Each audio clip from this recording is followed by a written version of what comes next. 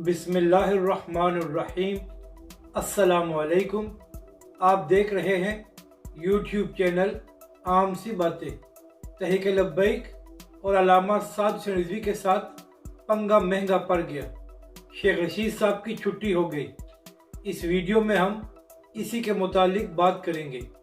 चंद हफ्ते कबल जब तहरीक लब्बैक का लॉन्ग मार्च जारी था तो जिस शख्स ने हालात ख़राब करने में सबसे अहम किरदार अदा किया उसका नाम शेख रशीद था, क्योंकि शेख रशीद साहब तहरीक लब्बैक के साथ और बात करते थे और मीडिया पर आकर और बात बताते थे, जिसकी वजह से हालात ख़राब हो गए।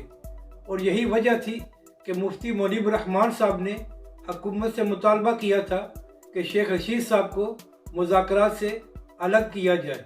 अब सीनियर सहाफ़ी नादिर बलोच साहब ने बताया है कि इमरान खान साहब बिल्कुल खुश नहीं हैं जिस तरह शेख रशीद साहब ने तहरीक लब्बैक का सारा मामला हैंडल किया था। नादिर बलोच साहब ने बताया है कि उनके ज़राए कह रहे हैं कि इमरान खान साहब ने फैसला कर लिया है कि शेख रशीद साहब को वजारत दाखिला से हटाया जाए। और चंद रोज़ कबल आफ्ताब इकबाल साहब के प्रोग्राम में भी यही बात हुई थी कि इमरान खान साहब ने यह फैसला कर लिया है कि शेख रशीद साहब को वजारत दाखिला से हटाया जाए और हो सकता है कि शेख साहब की जगह फवाद चौधरी साहब को ये वजारत मिल जाए।